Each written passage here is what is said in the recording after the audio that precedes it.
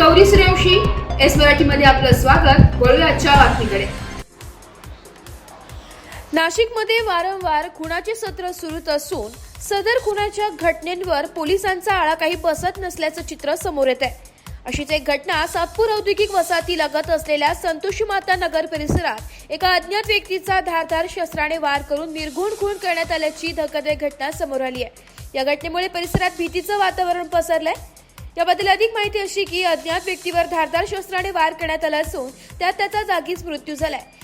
माहिती मिळताच सातपूर पोलीस तातडीने घटनास्थळी दाखल झाले। सध्या पंचनामा सुरू असून मृतदेह जिल्हा शासकीय रुग्णालयात पाठवण्यात आला। दरम्यान मृत व्यक्तीची ओळख अद्याप पटलेली नसून पोलिसांनी हत्येमागचं कारण शोधण्यासाठी तपास सुरू केला असून काही संशयितांना चौकशीसाठी ताब्यात घेण्यात आल्याची माहिती सूत्रांकडून मिळत आहे। या घटनेनंतर संतोषी माता नगर परिसरात भीतीचं वातावरण निर्माण झालंय। नागरिकांमध्ये घबराट पसरली असून पोलिसांकडून अफवांवर विश्वास न ठेवण्याचे आवाहन करण्यात आलं। तपासासाठी वरिष्ठ पोलीस निरीक्षक रणजित नलावडे, क्राईम पीआय विश्वास पाटील यांच्या मार्गदर्शनाखाली पीएसआय निहाल दे, सहाय्यक पोलीस उपनिरीक्षक संजय जगताप, पोलीस कॉन्स्टेबल राकेश रसाळ, सागर गुंजाळ व हवालदार विश्वास पाटील आदी सातपूर पोलीस घटनास्थळी तपास करीत आहे। एस मराठी न्यूज साठी नाशिक शहर प्रतिनिधी नाशिक।